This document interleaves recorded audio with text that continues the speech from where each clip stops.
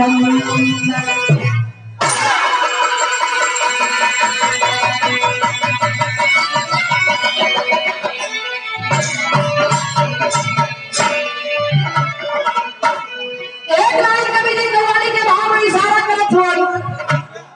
के आप लोग बहुत सुने हैं। कौन कव्वाली हमारे छोटे कव्वाली के अपने जमाने में श्री विजयलाल यादव जी के गुरुदेव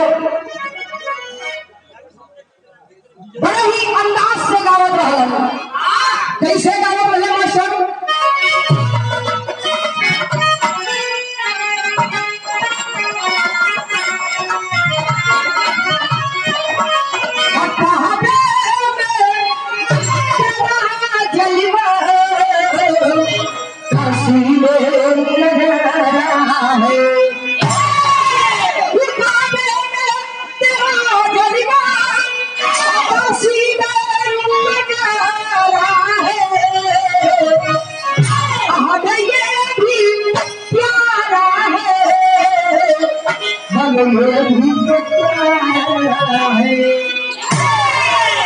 गीत के चले कभी भाव को ध्यान बड़ी अनमोल लाइन कभी लिखत में कैसे मास्टर?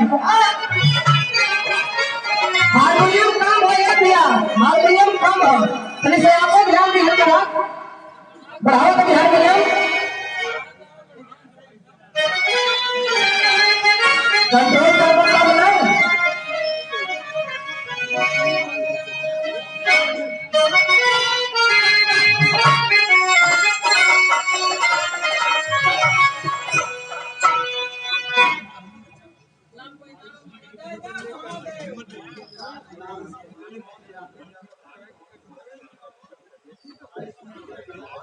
बड़े ही सम्मानित आयुष मेडिकल स्टोर विजयलाल यादव जी के सम्मान में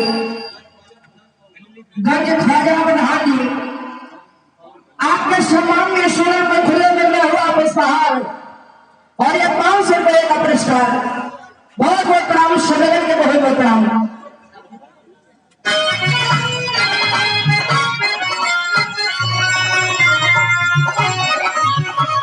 अच्छा बसेरी तरकीला है अब याती रानी है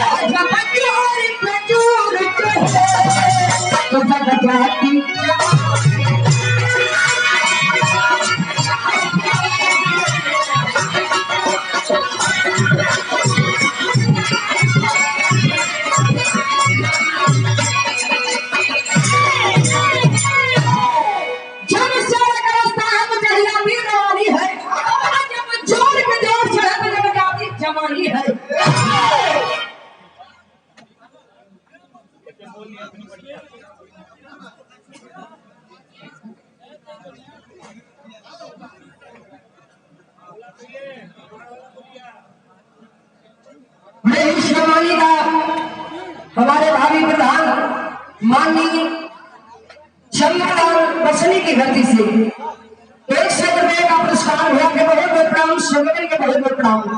और ये बड़े ही सम्मानित विनय मिश्रा उर्फ विनोद जी चाचा जी बसनी की धरती से ये 500 रुपए का पुरस्कार देने सम्मानित के चाचा जी के बहुत बहुत प्रणाम, सम्मेलन के बहुत बहुत प्रणाम। 4 लाइन के बजे जो हरि के भाव में सलाम करत हुआ कैसे बोलते हैं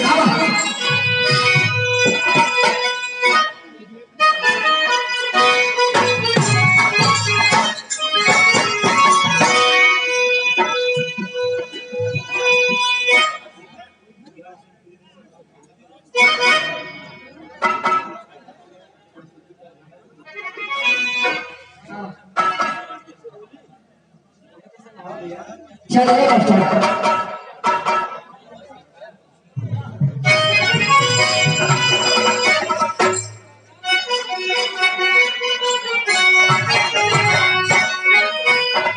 भारत की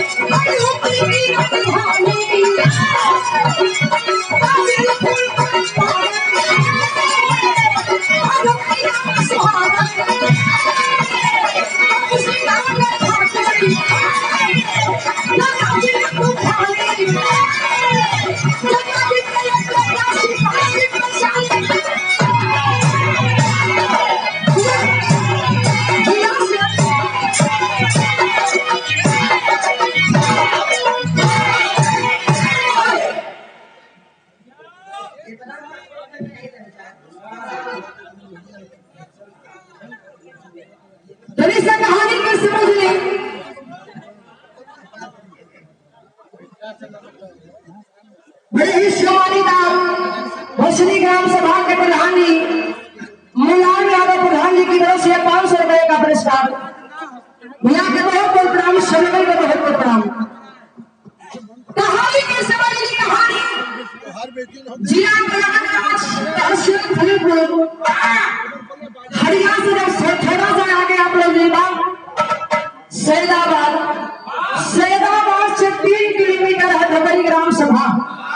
वही धमरी गांव का रहे वाला जगत नाम पतवल की लम्बा से तूफानी एक बेटी रही। धीरे धीरे काफी समय गुजर गया, चौथा पर आ गया। सोचा चलो कि लागत अमर से आगे ना बढ़ी था। बड़ा विलास रहे नगर, बड़ा ईटा पाथर कुचले में लड़का का जन्म हुआ। छोटे बेटा का नाम बड़ा प्यार दिला से रखने शिवपाल से। बेटा के गोदी में लेकर दिलारा थे, बेटा तू डॉक्टर बनना, ये बेटा तू इंजीनियर बनना, ये बेटा तू कलेक्टर बनना। तो कहूँ मेरी बाबू जी ना बोले कि ये बेटा तू पहलवान बनना। ये बतिया कर जवाब में बैठा हमार बात तमाम बात गिरा ले गई। ये कहूँ मेरी ना बोले कि बेटा तू पहलवान बनना। धीरे धीरे समय बीतने लगल, 5 वर्ष का हो गया। बेटा कलेजा के बेटा के गौवा में एगो स्कूल रहा, वही में एडमिशन करवा दिया। लेकिन बेटा का पढ़े के बनना है, पढ़े लिखे ना जा। धीरे धीरे उम्र पढ़े लगे, 8 वर्ष को हो गया। एक दिन माई करी कि बेटा चलना तो तैयार कर दी। स्कूल ना जाए कहा, बहुत लगा मैं स्कूल ना जाई, काहे ना जाई। यहाँ एगो गीत लगल बस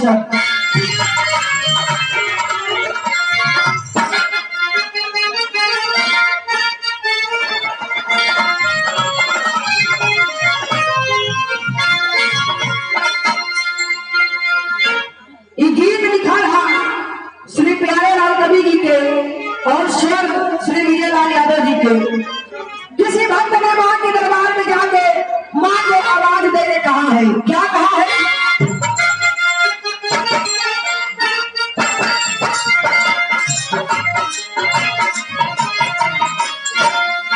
असुरली की हमनी के बुला गई रो माई हो।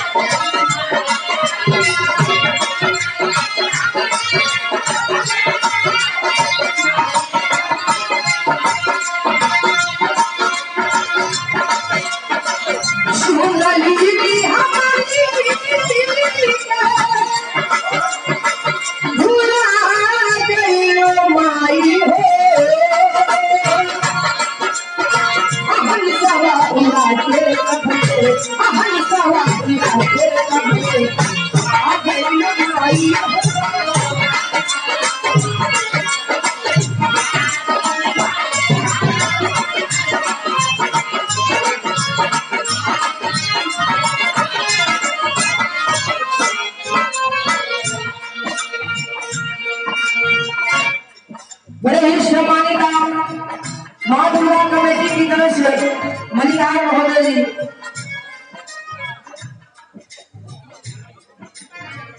आपकी तरफ से 100 रुपए का पुरस्कार हुआ के बहुत बहुत प्रणाम, सम्मेलन के बहुत बहुत प्रणाम।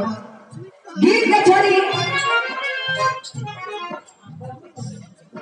बबलू मिश्रा भैया जी बहुत बहुत प्रणाम, सम्मेलन के बहुत बहुत प्रणाम। गीत के छोड़ी तो वहां पर भैया ने जाके बड़ी माई से कहे लगता है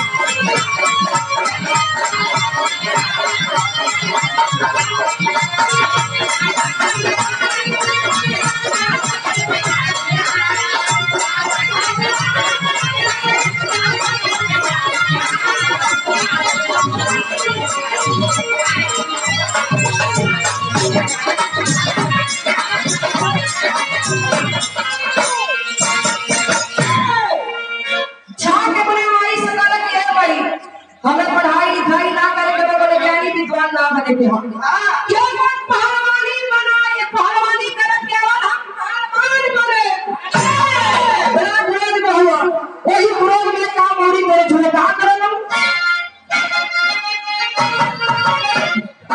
अच्छा विराट की बड़ी सुंदर गायिका नीतू चंचल जी के आप खुद सुराष्ट्र है आपकी तरफ से 51 रुपए का पुरस्कार बहुत बहुत काम समय के बहुत बहुत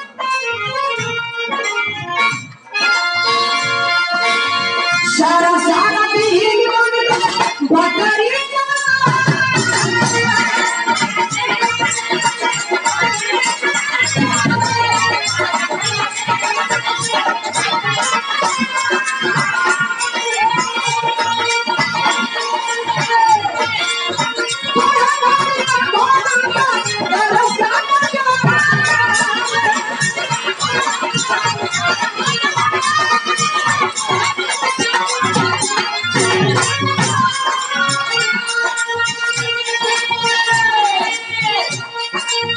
धीरे धीरे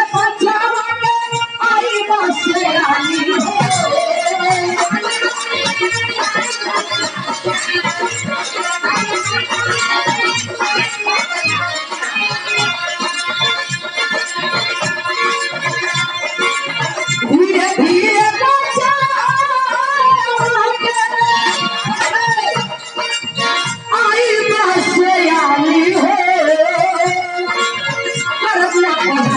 आई पढ़ाई माई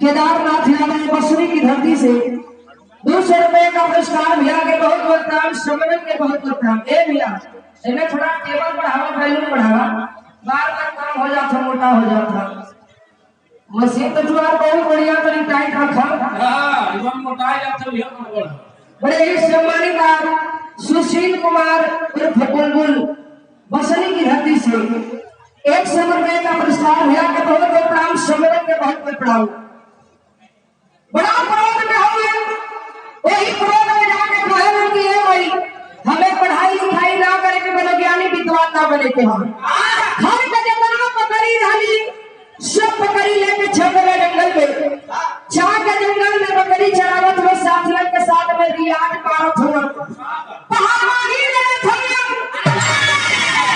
वही जंगल में को पढ़ा बुला के रहे लगन सुबह शाम दोपहर का भोजन ले जाकर ललिता बहन वही जंगल में दली भोजन करत हुए रियाज मारत हुआ धीरे धीरे एक नामी पहलवान हो गया हर जगह शिवपाल का चर्चा हो गया सब एक नामी पहलवान हो गया एक दिन रात्रि में सोचत हुआ मकर संक्रांति की रात्रि में सोचत हो गया कि मैं कितना दिन हम इस जंगल में बढ़ा बना के रहे काहे में अपने लिए यही जंगल में वो मकान बनाए विचार बदल गए जब विचार बदला तो खरत का वो गीत बदल गया मशहूर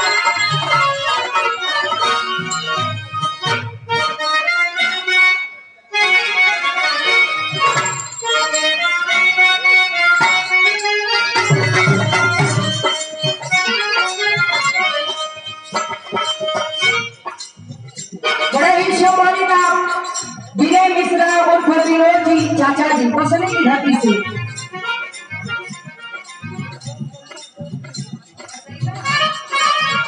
अच्छा सॉरी उड़ा रहा विराट विरहा मुकाबला 7/11/2023 जिसमें गायक कलाकार बड़े ही सम्मानित विराट सम्राट श्री विजय लाल यादव और बड़े ही सुंदर गायिका रवीना रवि रंजन और बड़े ही अच्छे कलाकार उपेंद्र लाल यादव बनारस की धरती से। स्थान कुतलुपुर पुराना पोखरा रामनगर की धरती वाराणसी पे। आपकी तरफ से 200 रुपए का पुरस्कार भैया के बहुत बहुत प्रणाम, सदन के बहुत बहुत प्रणाम।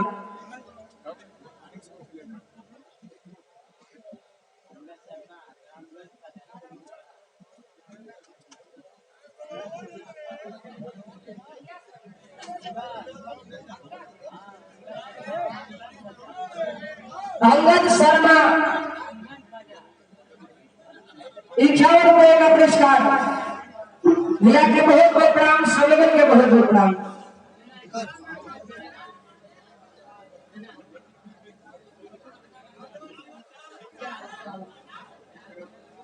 चलो चलो हेलो हेलो हेलो, थोड़ा सा टेबल बढ़ावा है हेलो हेलो, और बढ़ावा, थोड़ा सा वैल्यू बढ़ावा। हेलो हेलो आओ।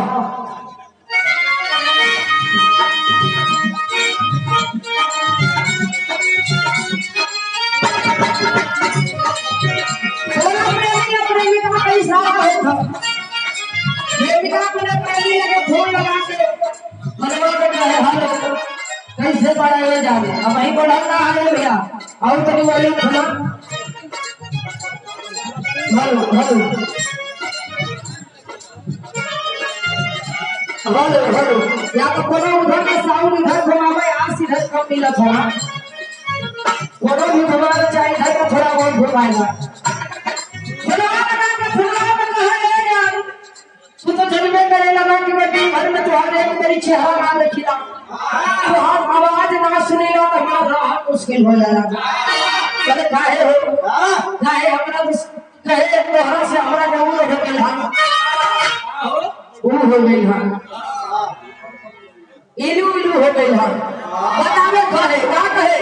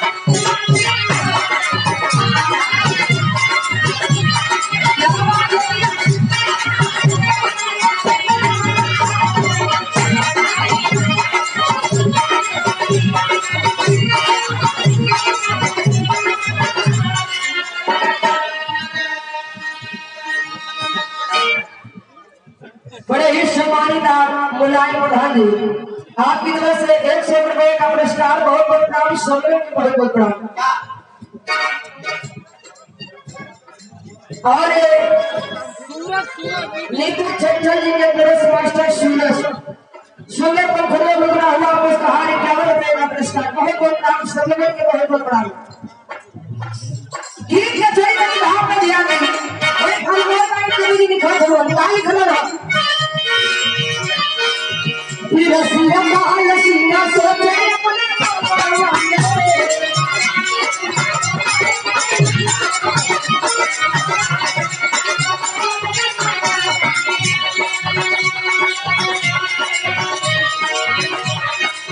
मारी मेरा हम कैसे भी जगिया सामने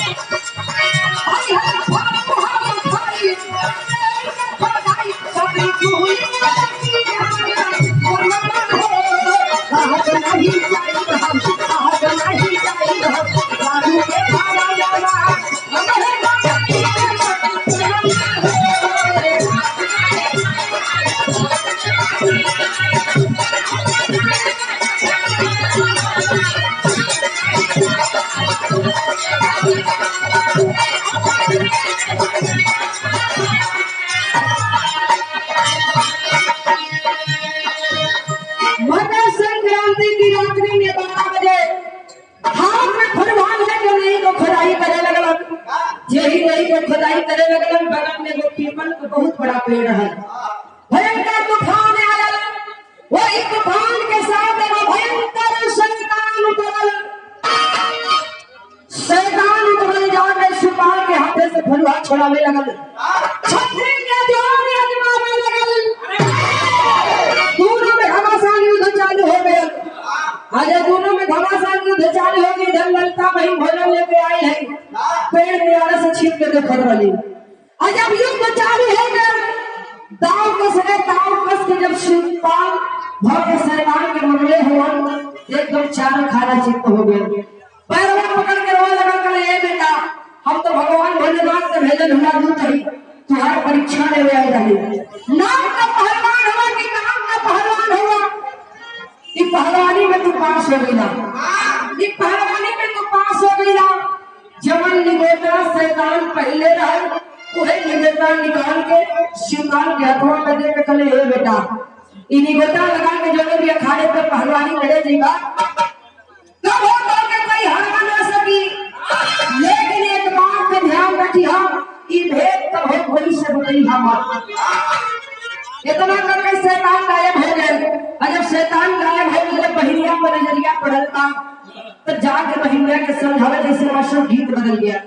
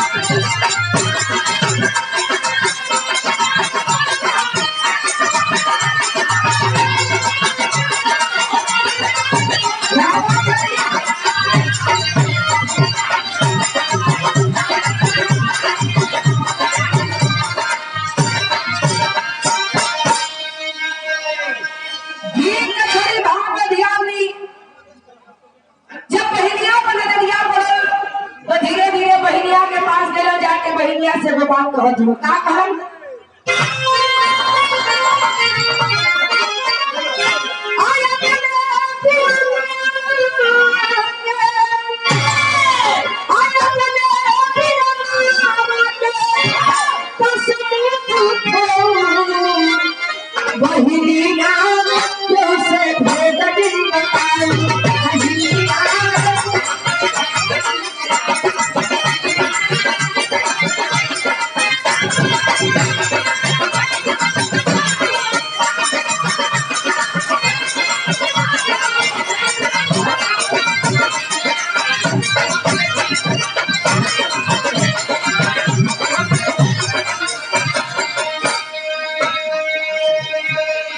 राजा के घरे तोहर सदिया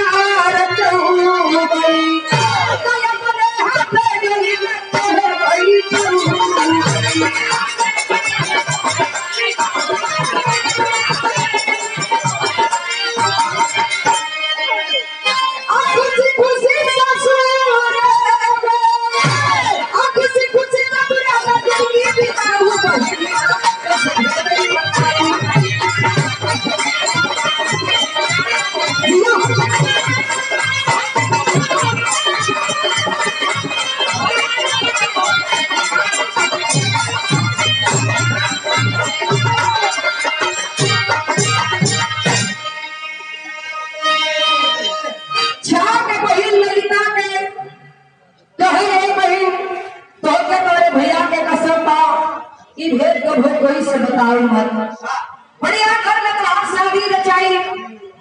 ललिता बहन का शादी खोजत खोजत कैलन कहा मिर्जापुर बबरी बन के गाँव। मिर्जापुर बबरी बन के गाँव जाके ललिता बहन का बियाह कैलन। फिर यहाँ के वही जंगल में एक वो डाली पे बैठ के दलिया बना के बकरी के चारा खियावत हुआ। आयुष मेडिकल स्टोर गंज ख्वाजा प्रधान जी, पवन प्रधान जी, आपकी तरफ से 100 रुपए का पुरस्कार। प्रधान जी के बहुत बहुत प्रणाम, सुनवन के बहुत बहुत प्रणाम। आग वही जंगल में फिर डाली में बैठ के दलिया बना के बकरी के चारा खियावा लगल। बकरी के चारा खियावा मतलब तब लगेगा अंग्रेज का चमचा।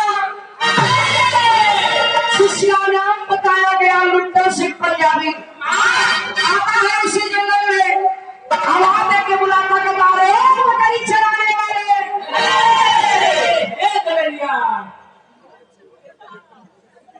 बड़े ही सम्मानित आदमी मुलायम सिंह यादव, आपकी तरफ से 100 रुपए का पुरस्कार हुआ के बहुत बहुत प्रणाम, सनवन के बहुत बहुत प्रणाम।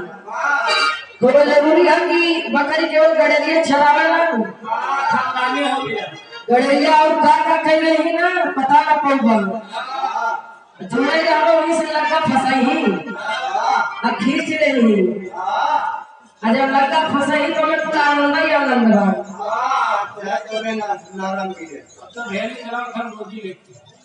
आवाज दे के बुलाता के तारे ओ बकरी चराने वाले चलो ये तो बताओ तुम्हारे गांव में कोई ठाकुर श्रीमान सिंह है क्या?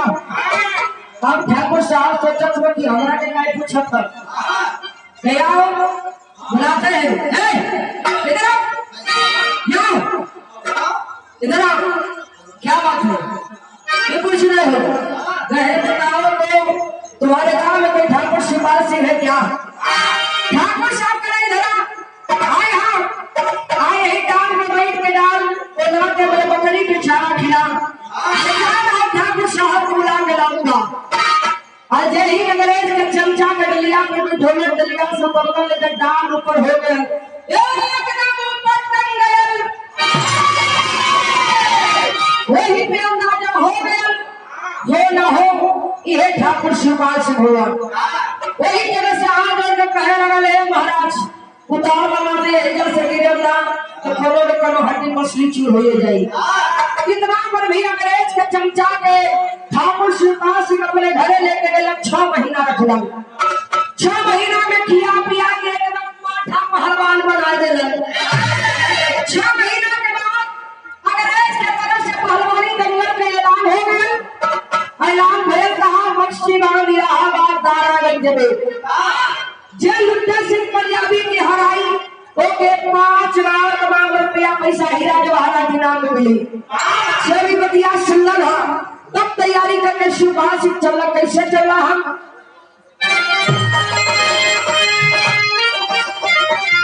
तेरी बना लगाना अब वीरा से भरती खाली ना रही वीरा से भरती खाली ना रही कदमन फेंक के अपने राखा बदलती खाली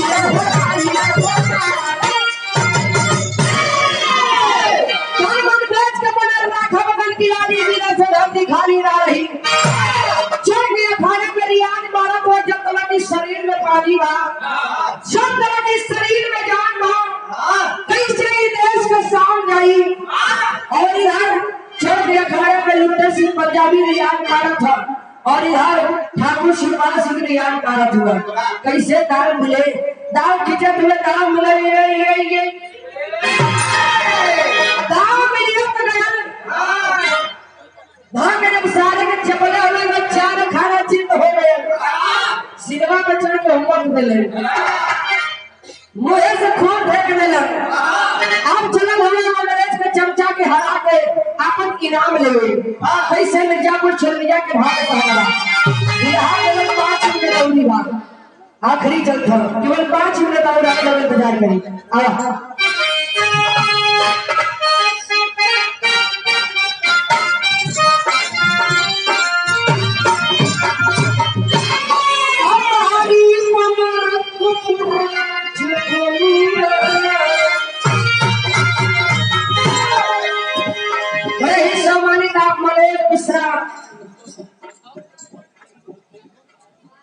बस बसनी की धरती से 200 रुपए का पुरस्कार भैया के बहुत बहुत प्रणाम, संगठन के बहुत बहुत प्रणाम।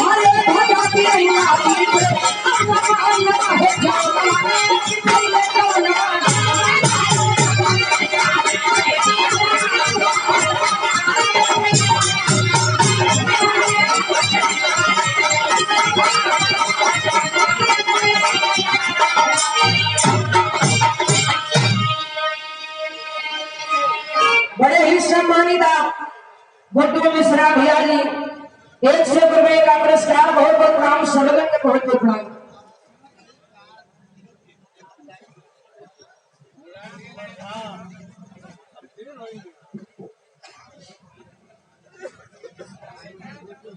बड़े ही सम्मानित मुलायम प्रधान जी,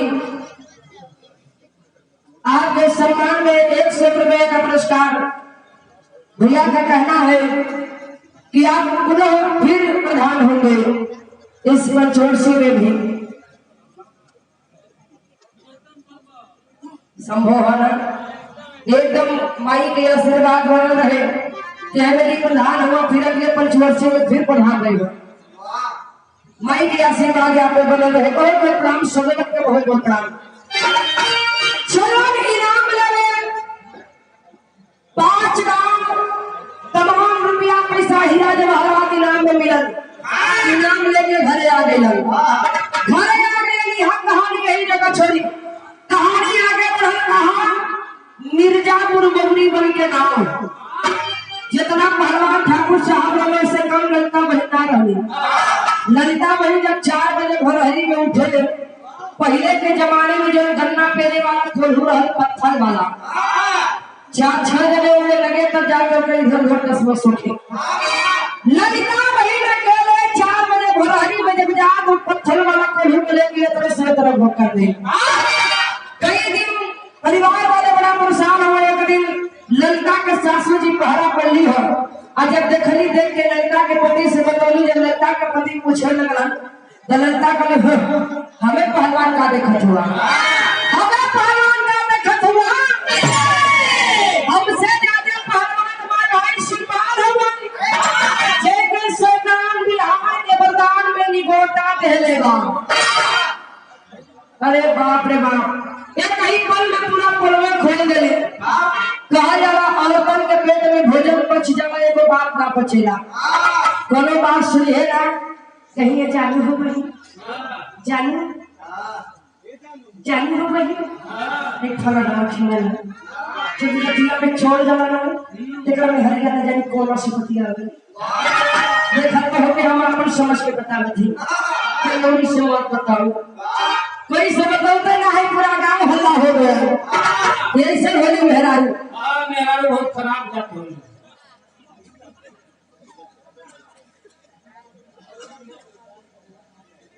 बड़े ही सम्मानित आप बैजनाथ यादव बनारस की धरती से 100 रुपए का पुरस्कार, बहुत बहुत प्रणाम। क्या उन मेहरारू में खराब ना होली लक्ष्मण, हम अपने मन से हुए ऐसा हर प्रणाम होते। कोनो बात सुने रही तो कहीं लागत है जैसे पेटवा में गैस बना ले हम, अगर हई बतिया तू सबसे शेयर कर देती ना तो हो सकेला कि ना गलसमा ठीक हो जाए। ऐसा ऐसा नंबर से दूर हमन मुलायम यादव ग्राम प्रधान बसने की धरती से और ये सदगुरु पनीर भंडार राकेश यादव ग्राम प्रधान मिश्रीपुरा से और ये महादेव ट्रेडर्स संतोष यादव जलालपुर की धरती से और ये मीठी मिल के एक धीरेन्द्र यादव बसरी की धरती से और एक कुंदन यादव व्यापारी मछली से सबकी तरफ से 500 रुपए का पुरस्कार। बहुत बहुत प्रणाम सुनने के बहुत बहुत प्रणाम। और ये राकेश यादव मिश्रपुरा से 51 रुपए का पुरस्कार प्रदान है। बहुत बहुत प्रणाम।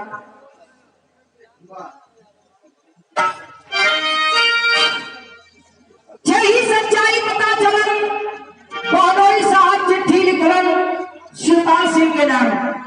आज जब चिट्ठी पहुंचल बा दोकरी ग्राम सभा में जब चिट्ठी के बोला तो घोड़ा पर ढेर सवारी करके तैयारी करना चलन हम बहनोई के गाँव। आज जब बहनोई के गाँव में पहुंचलन तो कोई दाना पानी बिना पूछला से बाबू भैया था कवि जी की आभा के भाव में लिखे के पड़ा।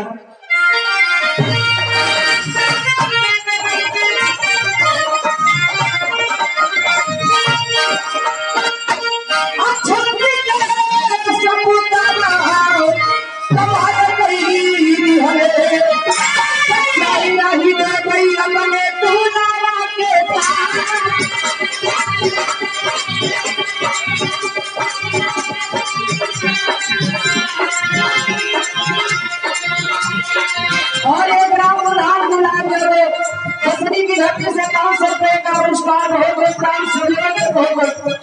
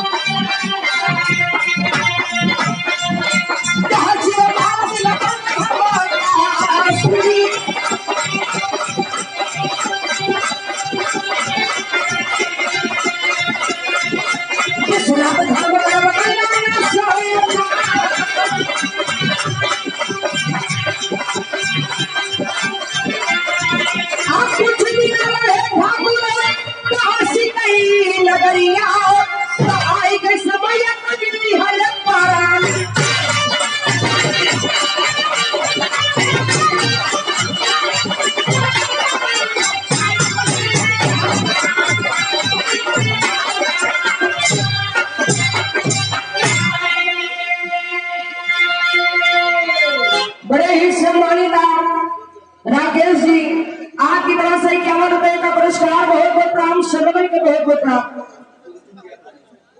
और बड़े ही सम्मानित आप तुम व्यापारी भैया की तरफ से 200 रुपए का पुरस्कार। बहुत बहुत प्रणाम। राकेश यादव पूरा भट्टा बोला बहुत राकेश हुआ। बड़े ही सम्मानित आप मनोज मिश्रा 100 रुपए का पुरस्कार। बहुत बहुत प्रणाम। अच्छा राकेश यादव ईश्वरपुरा भट्टा बलिकार ₹51 का पुरस्कार। बहुत बहुत प्रणाम सर्वगण के, बहुत बहुत प्रणाम। घोड़ा पे घोड़सवारी करके महलही के गांव पहुंचलन, कोई दाना पानी भी ना पूछलस। घोड़ा के गांव में खाती खूटा खरीदत हुआ उहे ना मिलल। बबरी बन के गांव में जब नाम बबूर रहल, सब के कटवा के गढ़वा के वही को खूटा बनवा दिलन। चले कि जा चार के बबरी बन के गांव में खूटा उखाड़ना और ले आके अपन घोड़ा के बांधना। धर्म बचावे खातिर, मान सम्मान बचावे खातिर ठेकुआ दे के पूरा मेहनत लगा के खूटा को उखाड़ लेलन। शरीर से रक्त निकले लगल, काफी परेशान हो गए, बीमार हो गए। एक दिन रात्रि में सपना देखा तो परिवार वाले से कहला ले चल के हमें काशी नगरी में छोड़ दो। आज भी यही काशी नगरी में गंगा स्नान करें, काशी विश्वनाथ दर्शन कइलन। कुछ दिन काशी नगरी में रह के समय आ गया तो प्राण के त्याग देलन। तब कभी कभी आखिरी प्रदान में लिखे के पड़ा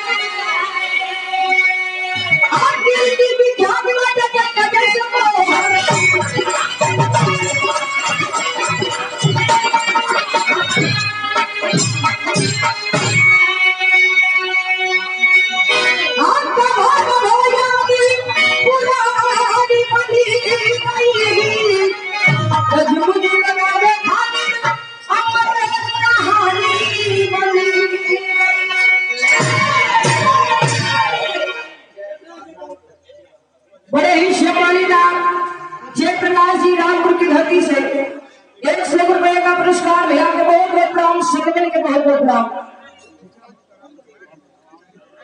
और ये पान विधा म्यूजिक भैया का यूट्यूब पे ये चैनल है, पान विधा म्यूजिक के नाम से जो भी गाना रिकॉर्डिंग हो रहा है ये चैनल पे जाएगा। आप लोग चैनल के माध्यम से गीत को देख सकते हैं।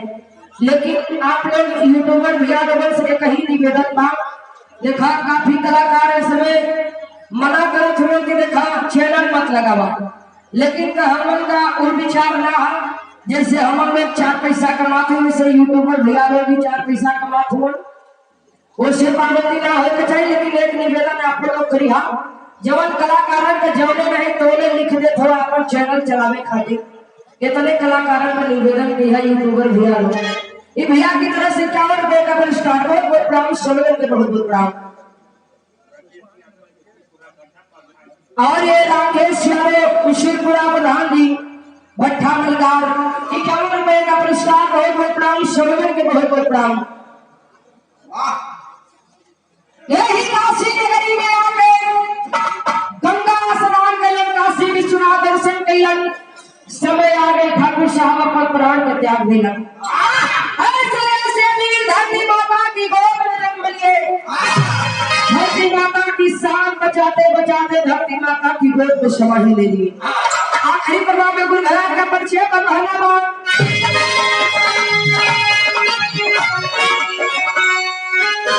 गुरु चरण स्वामी स्वर्ग की